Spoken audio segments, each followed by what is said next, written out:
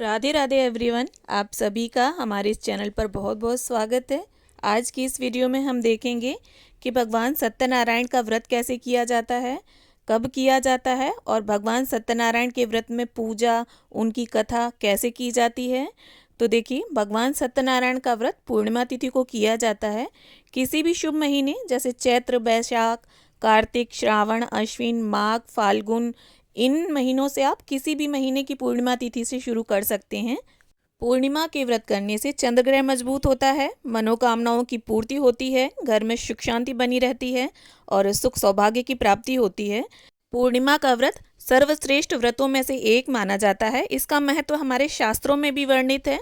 पूर्णिमा के दिन सत्यनारायण भगवान की पूजा करके कथा की जाती है। सत्यनारायण भगवान विष्णु का ही स्वरूप हैं। तो अगर आप पूर्णिमा के दिन व्रत रहते हैं और हर पूर्णिमा पर पंडित जी को बुलाकर कथा ना भी करा पाएँ, तो आप खुद से भी इस कथा को, इस पूजा को कर सकते हैं। तो पूजा के लिए सबसे पहले आप चौकी या पटा बिछा लें और उसके ऊपर पीला कपड़ा बिछा लें। और यहाँ फूलों का आसन देते हुए मैं भगवान विष्णु की फ़ोटो को विराजित कर रही हूँ। और इसके बाद अब हम गणपति जी की स्थापना कर लेंगे फूलों का आसन देते हुए ही। तो देखिए, इस पूजा को आप सवेरे करें तो अच्छा है, और अगर किसी कारणवश नहीं कर पाते हैं तो शाम को भी कर सकते हैं आप इस पूजन को। और इस तरह से देखिए, फूलों का आसन देते हुए हम गरुण देव को विराजित कर लेंगे। और पूर्णिमा की पूजा में कलश स्थापना बहुत ज़रूरी होती है। तो देखिए, यहाँ मैंने कंठ पर कलश की मौली बांध ली है और स्वास्तिक बना लिया है रोली से। चौकी स्थापित करने से पहले आप चौक जरूर पूर लें, यहाँ मैं दिखाना भूल गई हूँ। और इसके बाद देखिए, कलश में हम थोड़ा गंगा जल और साफ जल भर लेंगे। और इसके बाद कलश में अब हमें एक सिक्का, सुपारी, हल्दी, आप हल्दी पाउडर भी डाल सकते हैं और गांठ भी डाल सकते हैं हल्दी की। और इसके बाद रोली, थोड़े से अक्षत और एक फूल डाल देंगे हम कलश में। और इसके बाद थोड़े से अक्षत लेकर अक्षतों का आसन देते हुए हम कलश को स्थापित कर लेंगे।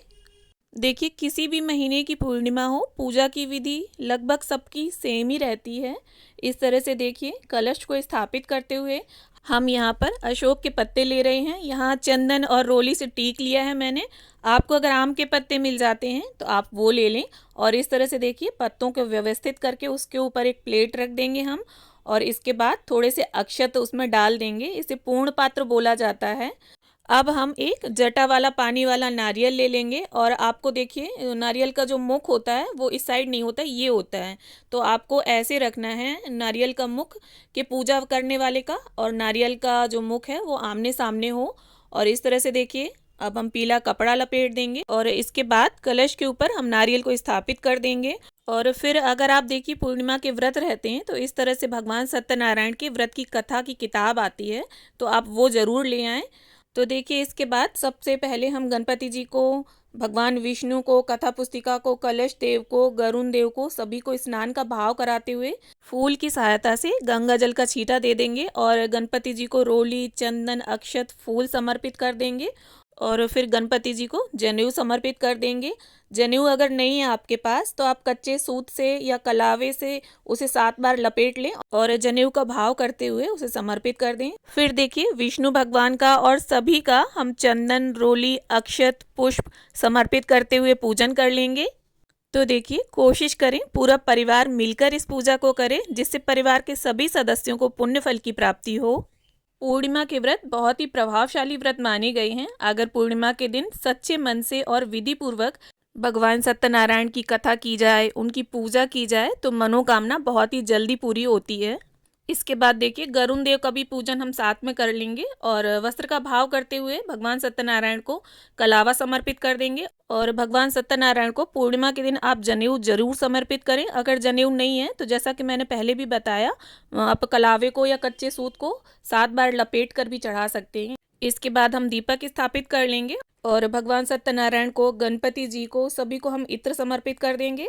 तो देखिए, जिस तरह से एकादशी महीने में 2 बार आती है, पर पूर्णिमा की जो तिथि है वो महीने में 1 बार ही आती है। अब ये देखिए, भगवान सत्यनारायण की पूजा में आपको इस तरह से पंजीरी का प्रसाद जरूर बनाना है। ये आटे को घी में भून कर उसमें मीठा डालकर और केले काट कर तुलसी युक्त ये जो प्रसाद है वो समर्पित किया जाता है। और इस तरह से पंचामृत बनाया जाता है। उसमें दूध, दही, घी, शहद, मिश्री और मेवे भी डाल सकते हैं आप।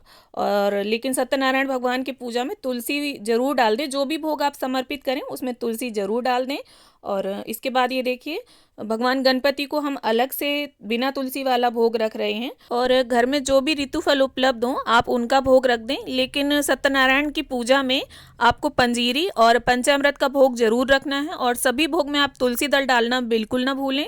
और इस तरह से देखिए, इतनी विधि संपन्न करने के बाद अब हमें देखिए इस तरह से सत्यनारायण भगवान की जो व्रत कथा आती है वो ले लेनी है और पूजन कर लेना है उसका। और हाथ में थोड़े से पुष्प और अक्षत सीधे हाथ में ले लें। और इसके बाद सत्यनारायण भगवान की हम कथा पढ़ लेंगे। कम से कम कथा पढ़ते वक्त आप घर के सभी सदस्यों को ज़रूर बुला लें, जिससे वो भी कथा सुन लें। इसके बाद ये देखिए, पहला अध्याय, फिर इसके बाद दूसरा अध्याय और इसके बाद तीसरा अध्याय। इस तरह से सत्यनारायण भगवान की जो कथा होती है उसमें 5 अध्याय होते हैं। और 5 अध्याय के बाद हमारी जो आरती होती है सत्यनारायण भगवान की वो दी हुई होती है इस कथा पुस्तिका में। तो आप ये देखिए, इस तरह से आरती दी हुई होती है। तो इस तरह से देखिए, आरती भी आप इसी किताब से पढ़ सकते हैं। और पूरा परिवार इस तरह से देखिए मिलकर कथा पढ़े, सुने और आरती करे। इससे जो पारिवारिक कलेश होते हैं वो भी दूर होते हैं। इस तरह से हाथ में जो हमने अक्षत और पुष्प लिए थे वो भगवान के समक्ष हम छोड़ देंगे। और इसके बाद प्रेम पूर्वक सबसे पहले गणपति जी की, कलश देव की, सत्यनारायण भगवान की धूप दीप से आरती कर लेंगे। पूर्णिमा के व्रत में शाम को चंद्रदेव को अर्घ देने के बाद ही भोजन किया जाता है। तो शाम को चंद्रदेव को अर्घ देने के बाद आप परिवार के सभी सदस्यों में ये पंचामृत और पंजीरी का प्रसाद पहले वितरित करें और फिर स्वयं इस प्रसाद को ग्रहण करने के बाद ही भोजन करें। तो देखिए, इस तरह से आरती संपन्न होने के बाद आप यथा सामर्थ्य दक्षिणा जरूर निकाल दें। और फिर इसके बाद इस प्रकार से गंगा जल और फूल की सहायता से 3 बार जल की फेरी देते हुए समस्त पूजा का आप शुद्धिकरण कर लें, पूजा का आचमन कर लें। और फिर हाथ जोड़कर सत्यनारायण भगवान से प्रार्थना करें कि हे प्रभु, मैंने आपके इतने व्रत करने का संकल्प लिया है, तो ये व्रत निर्विघ्न संपन्न हो, इसमें मेरी सहायता करो और मेरी मनोकामना को पूर्ण करो। और पूजा में रही कमियों के लिए क्षमा याचना कर लेंगे।